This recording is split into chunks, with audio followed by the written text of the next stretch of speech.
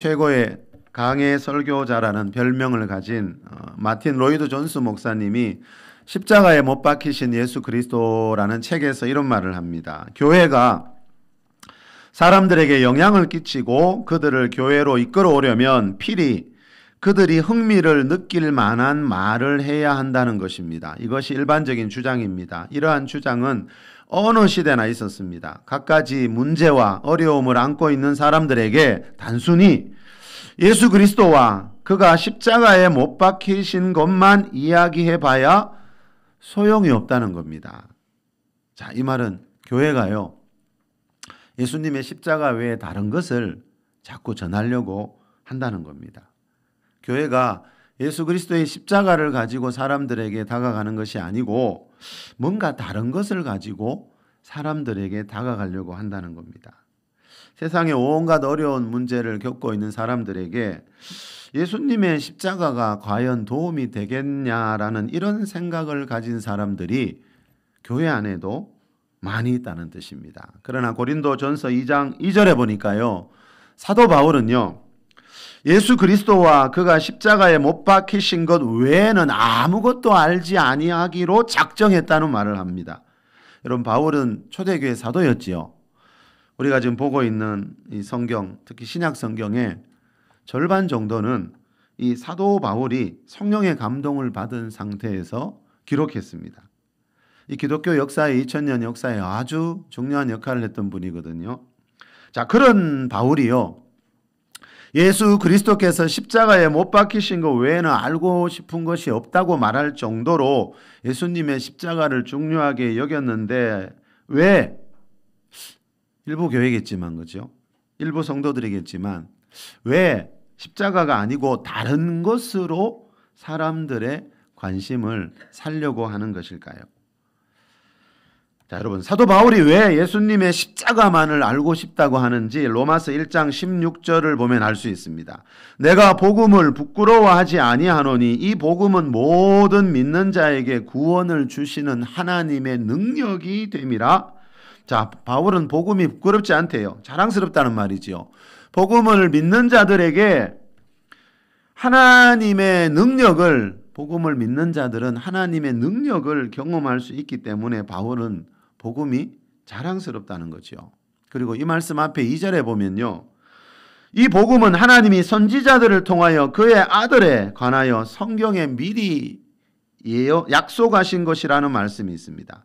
자, 다시 말하면 성경에서 말하는 복음은요, 구약의 그 수많은 선지자들이 예언했던 하나님의 아들 예수님에 관한, 예수님의 십자가에 관한 것이라는 겁니다. 자, 복음은 예수님 십자가에 관한 것이고, 복음의 능력, 복음을 믿는 곳에는 하나님의 능력이 분명히 나타나더라는 겁니다. 시대를 초월해서 말입니다. 예. 자, 여러분, 세월이 아무리 흘러도 변하지 않는 게 하나 있는데요. 예, 그게 뭔가 하면 성경에서 말하는 복음이고, 그게 복음의 능력입니다. 자, 요즘은 안타깝게도 교회의 관심사가, 그죠? 십자가에서 멀어지는 경우를 흔히 볼 수 있습니다. 참 이상한 경향이 많이 생겼어요, 교회 안에. 자, 사도 바울이라는 분은, 신약 성경의 절반을 쓰신 분은, 그죠? 그 어떤 것보다도 나는 예수 그리스도의 십자가 외에는 관심이 없다고 말할 정도인데, 이상하게 교회는 그렇지 않은 경우들을 요즘은 많이 본다는 거죠. 교회 안에 다른 것들이 너무 많이 들어왔어요. 예. 그래서 여러분, 항상 제가 여러분에게 말씀드리는 것 중에 하나가, 우리 교회가 성경에서 말하는 교회인가? 여러분, 사람들이 말하는 교회 말고요, 그런 교회를 세우고 싶지는 않거든요. 여러분이 항상 점검해야 될 게 저하고요, 우리 교회는 성경에서 말하는 그 교회인가? 왜요? 우린 지금 성경책을 보면서 예배하고 있잖아요. 예. 그래서 우리 교회는 성경에서 말하는 그 교회인가를 저와 여러분이 항상 점검하면서 교회를 다녀야 할 줄 믿습니다. 초대교회 때는요, 예수님이 계시고 예수님에게 훈련받은 12제자가 세운 그 초대 예루살렘 교회 때는요, 지금 우리 교회에 있는 이만한 시설 전혀 없었죠. 그런데 그곳에 뭐가 있었나 보니까 사도행전 2장 43절에 보니까요, 초대교회 때는요, 이런 좋은 시설 없었지만요, 사도들로 말미암아 기사와 표적이 많이 나타났대요. 왜 그런가 아십니까, 여러분? 이 사도 바울처럼 그 초대 예루살렘 교회를 맡았던 사도들도 십자가의 복음을 전했기 때문입니다. 자, 복음에는 하나님의 능력이 나타난다는 거죠. 그 교회가 복음을 믿고 있고 복음을 전하고 있는데 아무런 하나님의 능력이 없다? 이건 뭔가 큰 문제지요. 네. 자, 하나님의 능력은 사도 바울이 분명히 복음이 있는 곳에 하나님의 능력이 나타난다고 말씀하고 있고 초대 교회가 그랬다는 거죠. 자, 고린도전서 15장에도 보면요, 이 사도 바울이 이 복음이 무엇인가, 복음의 핵심에 대해서 또 강조하는 곳이 있습니다. 우리 앞에 보고 고린도전서 15장 1절에서 4절 한번 읽어봅시다. 형제들아, 시작. 형제들아, 내가 너희에게 전한 복음을 너희에게 알게 하노니 이는 너희가 받은 것이요 또 그 가운데 선 것이라. 너희가 만일 내가 전한 그 말을 굳게 지키고 헛되이 믿지 아니하였으면 그로 말미암아 구원을 받으리라. 내가 받은 것을 먼저 너희에게 전하였노니 이는 성경대로 그리스도께서 우리 죄를 위하여 죽으시고 장사 지낸 바 되었다가 성경대로 사흘 만에 다시 살아나사. 아멘. 우리 3절 4절 다시 한번 읽어봅시다. 시작. 내가 받은 것을 먼저 너희에게 전하였노니 이는 성경대로 그리스도께서 우리 죄를 위하여 죽으시고 장사 지낸 바 되셨다가 성경대로 사흘 만에 다시 살아나사. 자, 3절은 십자가이고 3절은 그리스도께서 십자가에서 죽으셨다. 4절은 죽고 난 뒤에 장사 지낸 바 되었다가 무덤에 묻혔다가 사흘 만에 다시 살아났다. 부활에 대한 말씀입니다. 3절은 십자가이고 4절은 부활입니다. 자, 복음이 뭡니까, 여러분? 복음이 바로 이 십자가와 부활이라는 거죠. 이 말씀하면서 1절에 복음이라는 단어가 나왔지요. 바울이 복음을 전했다 그랬죠. 고린도 교회 성도들에게 내가 너희에게 전한 복음은 뭡니까? 자, 예수님의 십자가와 예수님의 부활에 대한 거라는 거죠. 자, 성경은요, 복음에 대한 말씀이고요.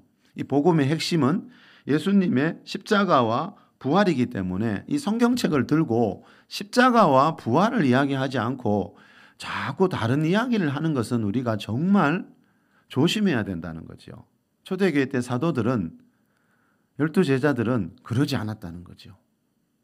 이 책을 들고 십자가와 부활을 전했지 다른 이야기를 그렇게 강조하지 않더라는 거죠. 자, 형제들아, 내가 너희에게 전한 복음을 그랬잖아요. 1절에서요.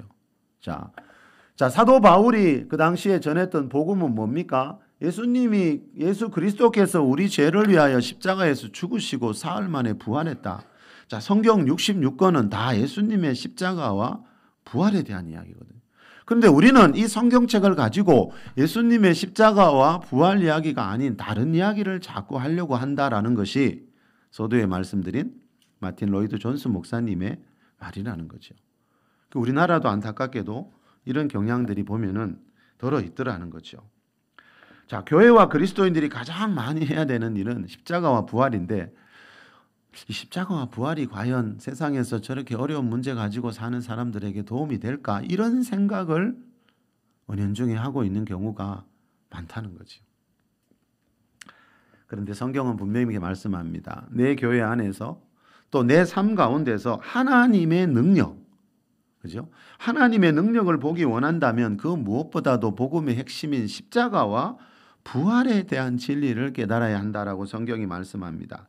자, 그리스도께서 무엇을 위해서요? 우리 죄를 위하여 죽으셨다 했는데 이 말은 예수님이 우리가 지은 죄에 대한 벌을 대신 받아주기 위해서 십자가에서 못 박혀 죽으셨다는 거죠. 여러분, 나라마다 죄 지은 사람들 처벌하는 법이 있지요, 그죠? 우리나라도 그렇고. 자, 하나님이 통치하시는 하나님 나라에도 죄를 지은 사람들을 처벌하는 법이 있습니다. 그걸 한마디로 로마서 6장 23절에 보니까 죄의 삭은 사망이요. 우리나라는 죄 지면 죄의 경중에 따라서 이런 벌 저런 벌들이 있지만, 자, 하나님 나라는 죄의 삭, 죄의 결과는 다 사망입니다. 그런데 이 사망은 단순히 몸이 죽는 것만을 말하는 게 아니고 계시록 20장 14절에서 말하는 둘째 사망 곧 불못에 대한 이야기입니다. 성경이 말하는 사망, 우리가 육신이 죽는 사망도 있지만 육신이 죽고 난 뒤에 또 한 번 죽는 거, 지옥 불못에 던져지는 것을 둘째 사망, 두 번째 죽는 거다 이렇게 말합니다. 그래서 성경이 말하는 건 결국 한 번만 죽으라는 거죠. 우리 사람은 죄를 가지고 있기 때문에 하나님 나라의 법에 따라서 죄의 삭은 사망이기 때문에 우리 육은 언젠가 죄로 인해 한 번 죽어야 되지만 안타깝게도 그 육신의 죽음 뒤에 둘째 사망, 그 죽은 그죠? 사람의 영혼이 지옥 불못에 던져지는 둘째 사망도 있다는 거죠. 성경이 말하는 것은 그 둘째 사망을 피해가는 길에 대해서 가르쳐주고 있습니다. 자, 하나님이 창조한 최초의 사람 아담이 처음에는 하나님과 그죠? 아주 친밀한 관계 속에서 하나님과 동행하는 삶을 살았는데 창세기에 보니까 어느 날 하나님 말씀을 거역하면서 죄를 지은 이후에 우리 사람 안에 이 죄성이라는 게 생겼습니다. 그죠? 사람은 여러분 원숭이에서 진화되어 지금의 이 모습을 하고 있는 게 아니고 성경에 보니까 이 세상 만물을 창조하신 창조주 하나님이 하나님의 형상대로 남자와 여자를 창조하셨다고 말씀합니다. 자, 그런데 이 최초의 사람 아담이 죄를 짓는 바람에 하나님의 형상이 깨어지고 우리 사람의 안에 이 죄라는 성품이 들어왔습니다. 그래서 사람들은 지금 여러분 그 아담이 물려준 외모만이 아니고 아담 안에 있던 그 죄성을 물려받은 채 태어나기 때문에 하나님이 보실 때 죄 짓지 않는 사람은 아무도 없다라고 말씀합니다. 우리나라의 법은 다 지킬 수 있죠, 여러분 잘하면. 그죠? 그런데 하나님이 보실 때 하나님 나라의 법을 다 지키는 사람은 아무도 없다는 겁니다. 사람은 죄성을 가지고 태어나기 때문에 죄를 짓지 않을 수가 없다는 거죠. 그래서 여러분 어린아이들 보십시오. 다른 건 다 가르쳐줘야 하는데 죄 짓는 거는 혼자 스스로 짓습니다. 예. 그 안에 죄성이라는 게 있거든요. 자, 이 죄의 결과 성경은 사람은 육신이 한번 죽게 되고 또 죽고 난 뒤에 둘째 사망, 불못이 기다리고 있다 이렇게 말씀합니다. 그런데 감사하게도 하나님의 형상대로 지원받은 사람들이 죄지어 타락했지만 그들을 긍휼히 여기셔서 이 둘째 사망을 면할 수 있는 길을 마련해 주셨는데 그게 바로 예수님의 십자가 보혈이라는 겁니다. 자, 예수님은 우리처럼 사람의 모양을 하고 이 세상에 오셨지만 원래 사람이 아닙니다. 하나님과 함께 이 세상 만물을 창조하신 성자 하나님이시거든요. 자, 삼위일체 하나님 중에 한 분인데 우리와 같이 사람의 모양을 하고 이 세상에 오신 이유는 그죠? 우리에게 있는 죄의 문제, 우리 죄를 위하여라고 방금 성경이 분명히 말씀합니다. 예수님이 십자가에서 죽으신 이유는 우리 죄를 위하여 피 흘려 죽으셨다라고 말씀합니다. 자, 예수님이 우리 죄에 대한 벌을 십자가에서 대신 받아주셨기 때문에 그 예수님을 믿게 되면 그 예수님의 공로에 의해서 우리가 하나님 앞에서 죄의 문제를 해결받는다는 거죠. 자, 이게 성경에서 말하는 복음의 핵심이라는 거죠.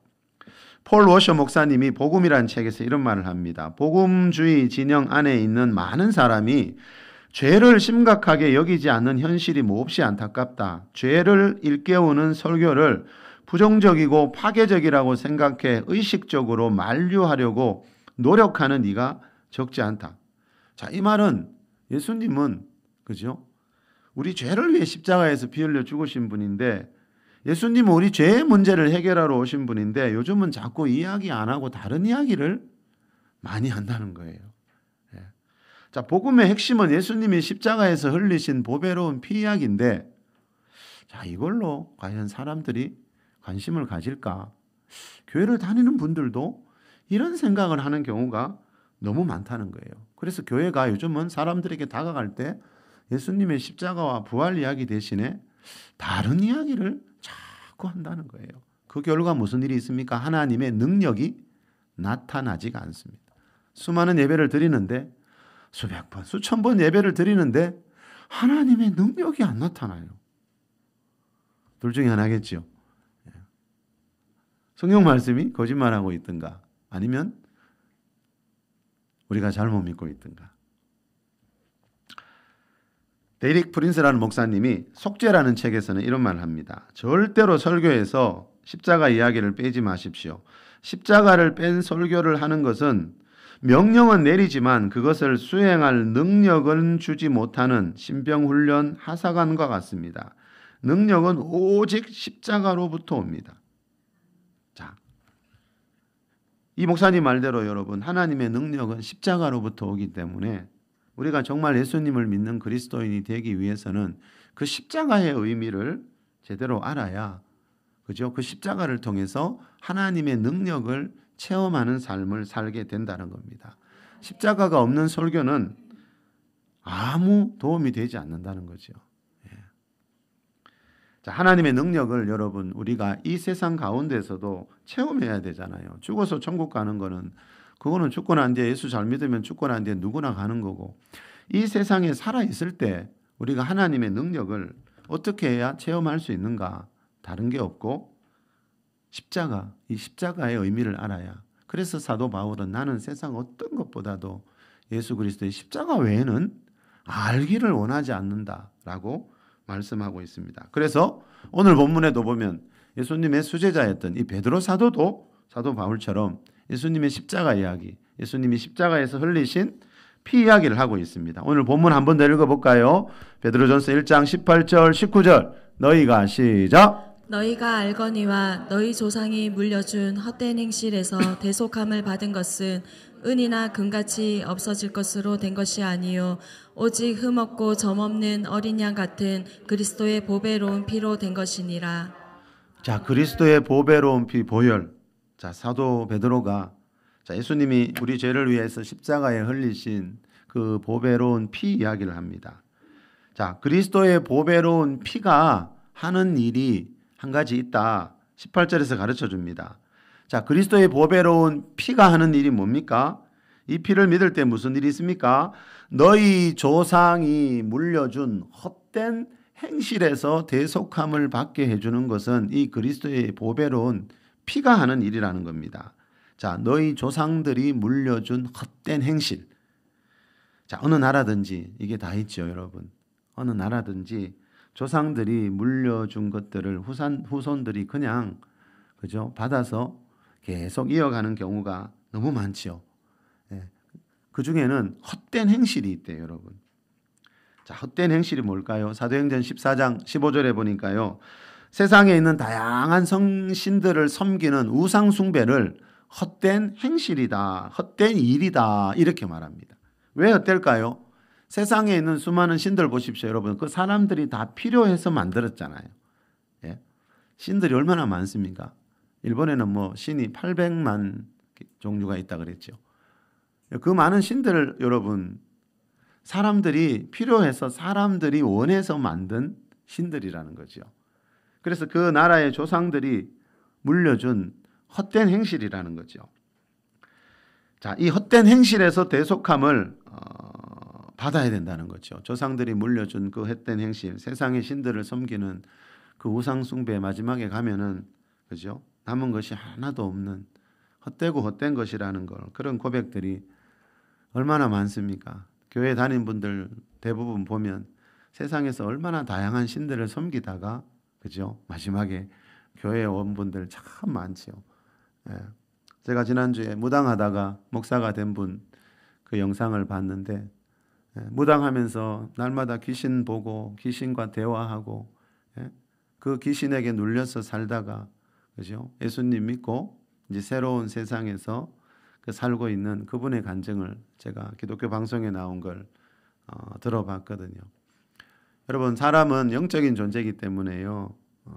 예수님이 하나님은 영이시라 그랬죠.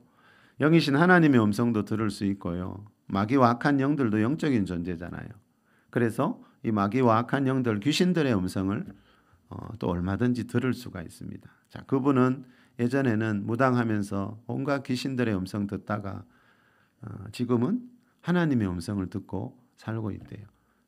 귀신들이 사람 안에서, 사람 곁에서 자기들의 소리를 막 심어주는데 그 소리를 따라서 사는 사람이 자기처럼, 한때 자기가 그랬던 것처럼 너무 많다는 거예요. 그런데 지금은 그리스도의 피로 씻음 받은 뒤로는 귀신들의 소리가 더 이상 들리지 않고 하나님의 음성을 날마다 들으면서 살아가고 있다는 그런 간증을 지난주에 제가 들어봤습니다. 자, 그분도 조상들이 물려준 헛된 행실, 누군가가 물려준 그 헛된 행실 속에서 많은 세월을 허비했더라고요. 자, 그 속에서 대속함을 받았다 그랬는데 이 대속이라는 이 단어는요, 이 신약 성경은 헬라어로 기록됐거든요. 우리 전에 가지고 있던 개역 성경에는 이 대속이라는 말이 구속이라는 말로 번역되어 있었지요.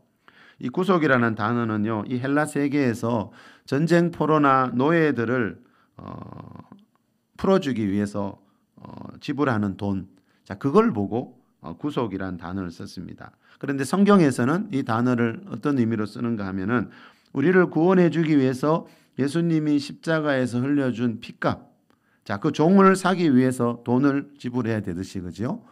그 예수님이 십자가에서 우리 죄에 대한 벌을 받아주기 위해서 자기의 피값을 그 십자가에 쏟았다는 거죠. 자, 그게 대속이고 구속이라는 겁니다. 자, 하나님의 피조물인 사람들이 하나님 대신 다른 신들을 그죠 섬기는 그 죄 때문에 그죠 둘째 사망, 지옥 불못의 길로 가고 있지만, 자, 예수님이 십자가에서 흘리신 이 피로 인해 우리가 구속, 대속, 구원 받을 수 있는 길을 하나님이 열어 주셨다는 거죠.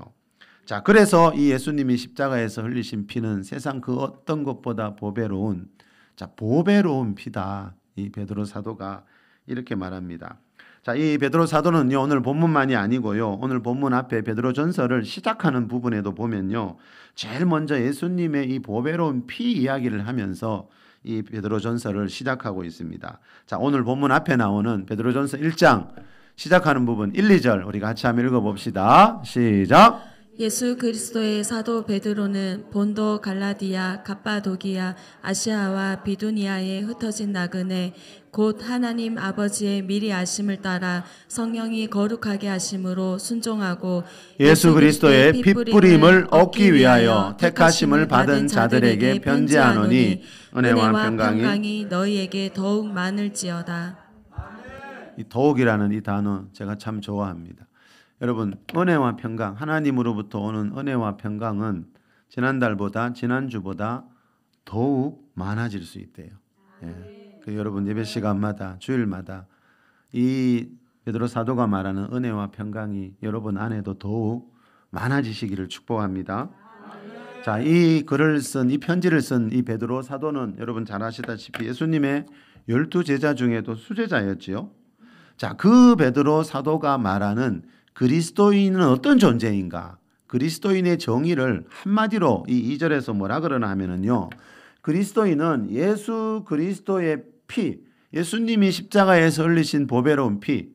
자, 그리스도인은 예수 그리스도의 피 뿌림을 얻기 위하여 택하심을 받은 자들이다. 이렇게 말합니다.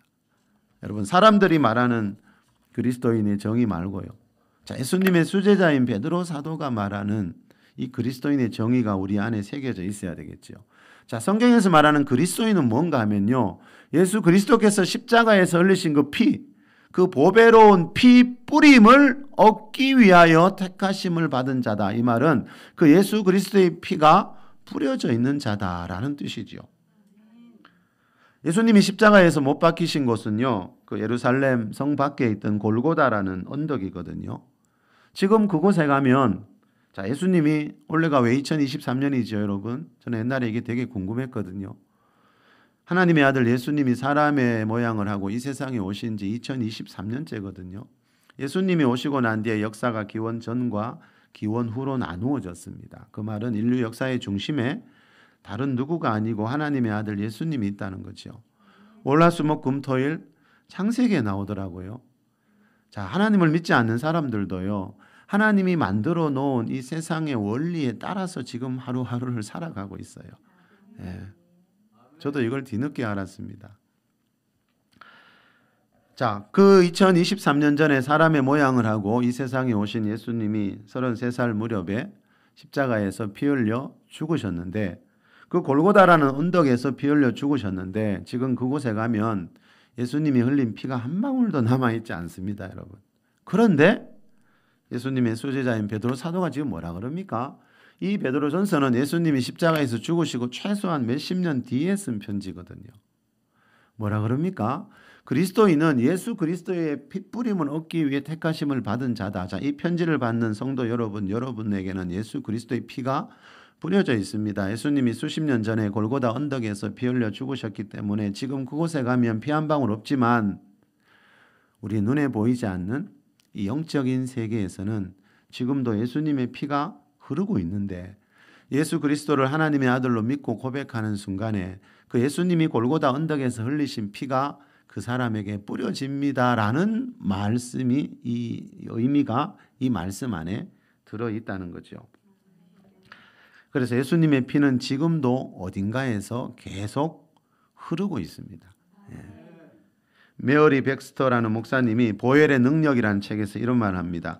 그리스도의 보혈은 오늘날에도 지속되는 차원을 지니고 있다. 예수님의 보혈은 예수님 안에 있는 믿음의 사람들에게 계속 흐르고 있다. 이것은 온 세상 모든 믿는 자들의 생활에 영향을 끼치고 있다. 예수님이 흘리신 피는요, 지금도 어딘가에 흐르고 있고요. 더 중요한 것은 그 피가요, 그것을 믿는 모든 사람들의 생활에, 삶에 영향을 끼치고 있대요.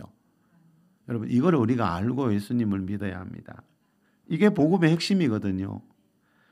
자, 이 목사님 말대로 예수님의 보혈은 지금도 어딘가에서 계속 흐르고 있습니다. 네. 그리고 그냥 흐르기만 하는 게 아니고요, 그 흐르는 보혈이 모든 믿는 자들의 생활에 직접적인 영향을 끼친다는 말은 우리 영혼, 육의 건강에 영향을 끼치고 있고 우리 삶의 모든 부분에 영향을 끼치고 있다는 겁니다. 온누리교회 부목사를 지냈던 강은혜 목사님이 쓴 실정기도라는 책 전에도 소개해드린 적이 있죠. 이 책에 보면 이 목사님이 교회 다닌 지 한 1년쯤 되었을 때, 신자일 때 경험했던 이야기를 하고 있습니다. 그 당시에 이분이 방송국 앵커로 일을 했습니다. 방송국 앵커들은 뭐 합니까? 날마다 방송에 나가야 되잖아, 그죠? 그래서 얼굴이 얼마나 얼굴 관리를 많이 합니까? 그런데 이 앵커인데 얼굴에 자꾸 트러블이 생겨서 얼굴에 자꾸 뭐가 나서 고민을 너무 많이 할 때였다 그럽니다.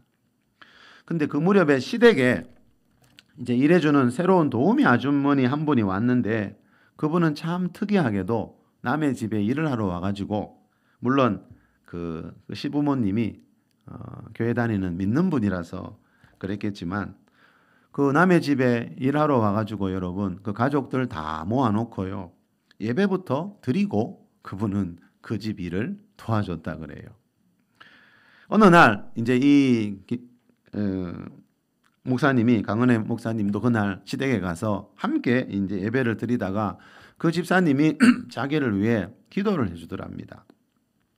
그런데 그때 몰랐는데 집에 와서 돌아보니까 그 오랜 세월 그렇게 괴롭히던 그 얼굴에 났던 모든 것들이 깨끗이 사라져서 이분이 거울을 보면서도 자기 얼굴이 믿어지지 않을 정도였다 그래요. 그것 때문에 얼마나 고민을 했는데, 생각해 보세요, 여러분. 보통 사람도 고민이 될 텐데 그분은 그 당시에 방송국 앵커였다니까요.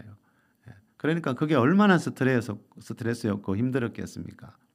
그런데 그날 기도 한번 받았는데 집에 와서 거울을 보니까 깨끗이 사라져서 너무 놀래가 그 도우미 아주머니에게 전화를 했더니 그분은 그게 뭐 큰일도 아니라는 듯이 그런 일 수없이, 그보다 더 큰 일도 수없이 경험했다는 듯이 태연하게 말을 하더랍니다. 이 목사님이 이 책에서 그때 있었던 일에 대해 이렇게 말합니다. 그 도우미 아주머니는 오순절 교단에 교회를 다니는 집사님인데 하루에 3시간 이상 기도를 해서인지 은사도 많았고 가는 곳마다 역사도 많이 일어났다. 그분의 기도를 자세히 관찰해 보니까 특징이 있었다. 그것은 항상 우렁찬 소리를 내는 발성기도, 부르짖는 기도를 그분은 많이 한다는 것이다. 또 하나는 보혈 기도를 많이 한다는 것이었다. 그때부터 나는 그분을 따라 부르짖는 기도를 하기 시작했고 어려운 일을 만나면 예수의 피로 돕는 보혈 기도를 했다. 당시에는 보혈의 의미도 제대로 알 턱이 없었다. 하지만 어려운 일을 만나거나 두려운 마음이 들면 그분의 말대로 예수의 피로 나와 그 상황을 돕는 상상을 하며 기도했다. 그러면 거짓말처럼 마음의 답답함도 사라지고 문제도 해결되는 것이었다. 당시 장로교회에서 보혈 기도란 아주 생소했다. 그러나 나는 보혈 기도를 할 때면 매번 우연이라고 하기에는 너무나 확실한 응답을 받았다. 그런 일이 반복되고 쌓이면서 보혈의 능력을 점점 더 확신하게 되었다. 이 말은요, 그 예수님의 보혈을 믿고 적용해 보니까 그곳에 하나님의 능력이 나타나더라는 거예요. 이 말은요, 메어리 백스터 목사님 말대로 예수님의 보혈은 이것을 믿는 온 세상 모든 사람들의 생활에, 삶에, 우리 영혼, 육에 엄청난 영향을 끼치고 있다라는 겁니다. 근데 안타까운 것이 이것을 잃어버린 경우가 참 너무 많더라고요. 요즘 보니까요. 자, 예수님의 보혈로 덮어달라는 이 보혈 기도는요, 그냥 단순히 귀에 듣기 좋은, 그죠? 어떤 이론이 아니고요. 우리 영혼용, 우리 일상의 삶, 또 특히, 그죠? 이 세상에 지배하고 있는 마귀와 악한 영들로부터 우리를 보호해주는 방패의 역할을 하더라는 겁니다. 그런데 어떤 분들은 그래요, 그죠? 교회를 다니는 분들도 보혈기도 많이 해봤는데 별다른 일 안 일어나대요. 이렇게 말하는 분들도 많지요. 예. 자, 그분들 말도 맞을 수가 있습니다. 맞을 때가 있습니다. 자, 보혈기도 열심히 했는데 아무런 능력이 나타나지 않는 경우가 있습니다. 왜 그런지 방금 읽은 베드로전서 1장 2절에 나와 있습니다. 우리 다시 한번 읽어볼까요? 베드로전서 1장 2절 시작. 곧 하나님 아버지의 미리 아심을 따라 성령이 거룩하게 하심으로 순종하고 예수 그리스도의 핏부림을 얻기 위하여 택하심을 받은 자들에게 편지하노니 은혜와 평강이 너희에게 더욱 많을지어다. 자, 답을 찾으셨나요? 답 찾으셨나요? 예수 그리스도의 그 보혈의 능력을 믿고 기도하는데 왜 능력이 나타나지 않는지 여기 답이 들어있어요. 답 찾으셨나요, 여러분? 자, 예수 그리스도의 핏부림을 얻기 위해 택하심을 받은 자가 그리스도이나 그랬죠. 근데 한 가지 더 있죠, 앞에. 뭡니까? 성령이 거룩하게 하심으로 순종하고 그랬죠. 자, 왜 보혈 기도하는데 능력이 안 나타나나 하면은요, 순종이 없으면 그렇게 됩니다. 하나님 말씀에 대한 순종이 없이 보혈 기도만 하면 별다른 능력이 나타나지 않는다는 거죠. 자, 성령이 거룩하게 하심으로 순종하기 위해 우리가 택하심을 받았다 이 뜻이지요. 자, 예수님이 십자가에서 흘리신 피가 좀 전에 말씀드렸듯이 그 최초의 사람 아담이 물려준 원죄를 씻어준다 그랬죠. 그래서 보배로운 피입니다. 자, 그거를 믿는 순간에 무슨 일이 있다 그랬죠, 여러분? 예수님이 내 죄를 위해 십자가에서 피 흘려 주셨다는 것을 믿는 순간에 여러분, 우리 육신의 눈에는 보이지 않지만 무슨 일이 있다 그랬죠? 내 안에 있는, 그죠? 사람은 영과 혼과 몸으로 되어 있는데 내 안에 그 죄로 인해 죽어 있던 영이 다시 살아나게 된다 그랬죠. 그걸 거듭남이라고 그러고 중생이라고 그러죠. 그리고 그 영이, 그죠? 죄로 인해 죽었는데 예수님 믿고 죄의 문제가 해결되니까 영이 다시 살아나면서 거듭나면서 그 거듭난 영 안에 하나님의 영이신 성령님이 들어오신다 그랬죠. 자, 성령님이 우리 영을 거듭나게 하시는 거예요. 성령님이 우리를 다시 거룩하게 하시는 거예요. 자, 그 이유가 뭐라고요? 성령이 거룩하게 하시는 이유는 순종하라고. 이제 하나님이 주신 생명 내 마음대로 살지 말고 하나님 말씀에 순종하면서 살라고 우리가 예수 믿고 영이 거듭나게 되었다는 거예요. 그래서 보혈 기도를 통해 하나님의 능력이 나타나는 걸 보기 원한다면 하나님 말씀에 순종하는 삶을 살면서 보혈 기도를 해야 한다는 겁니다. 마지막으로 매년 11월에 우리 교회도 이 다니엘 기도회 지금 몇 년째 하고 있지요. 이 다니엘 기도회를 주최하고 있는 오륜교회 김은호 목사님이 무릎으로 승부하라는 책에서 이런 말을 합니다. 어린 양의 피, 즉 예수님의 보혈은 사람뿐 아니라 짐승까지도 보호해 준다는 것을 의미한다. 우리 가족의 생명뿐 아니라 우리의 산업, 우리의 모든 인간관계까지도 살리는 능력이 바로 예수님의 보혈에 있는 것이다. 그래서 나는 아침에 눈을 뜨자마자, 여러분 아침에 눈 뜨자마자 제일 먼저 뭐 하세요? 이 목사님은 뭐 할까요? 나는 아침에 눈을 뜨자마자 내 손에 주어진 예수 보혈의 능력을 의지하여 항상 기도를 드린다. 예수 보혈의 능력이 우리 교회와 우리 가족과 우리의 산업을 덮으소서. 자, 이 목사님은 아침에 눈 뜨자마자 보혈 기도하면서 하루를 시작한답니다. 이 목사님처럼 아침에 눈 뜨자마자 또 하루를 마감하면서 보혈 기도하는 사람들이 많습니다. 그분들은 삶 속에서 이 보혈의 능력을 체험해 봤기 때문입니다. 이 보혈 기도가 얼마나 중요한지 체험해 본 사람들은 아침에 눈 뜨자마자 보혈 기도가 생각날 수밖에 없습니다. 보혈 기도하다가 병에서 나은 사람 많거든요. 그 사람들은 눈 뜨자마자 예수님의 보혈이 먼저 생각이 납니다. 잠들기 전에도 예수님의 보혈 기도가 생각이 납니다. 자, 이 시간 설교 제목이 보혈의 능력을 체험하는 길입니다. 보혈의 능력은 예수 믿는 사람이라면 누구나 체험할 수 있습니다. 자, 보혈의 능력을 체험하는 길이 어디에 있다고요? 보혈의 능력을 내가 직접 체험해 보기 위해서는 먼저 이 목사님들처럼 예수님의 보혈 안에 하나님의 능력이 있다는 것을 먼저 믿어야 하고요. 그리고 그걸 믿고 내 삶에 적용하면 됩니다. 자, 내 삶에 적용하는 게 뭡니까? 예수님의 보혈을 내 삶에 적용하는 게 뭡니까? 간단하고 단순합니다. 보혈 기도입니다. 여러분, 그 한 줄 한마디의 보혈 기도가 내 마음의 모든 상처를 다 씻을 수 있습니다. 여러분, 그 간단한 보혈 기도가 병원에서 고치지 않는 병을 고칠 수 있습니다. 아침에 눈 뜨자마자 보혈 기도가 생각날 정도가 되면요, 보혈의 능력이 얼마나 내 삶을 변화시킬 수 있는지 누구나 경험할 수 있습니다. 보혈 기도로 하루를 시작하고 하루를 마감하면서 보혈의 능력을 내 삶 가운데서 체험할 수 있는 저와 여러분 다 될 수 있기를 우리 주 예수 그리스도의 이름으로 축원합니다. 우리 잠시 기도합시다.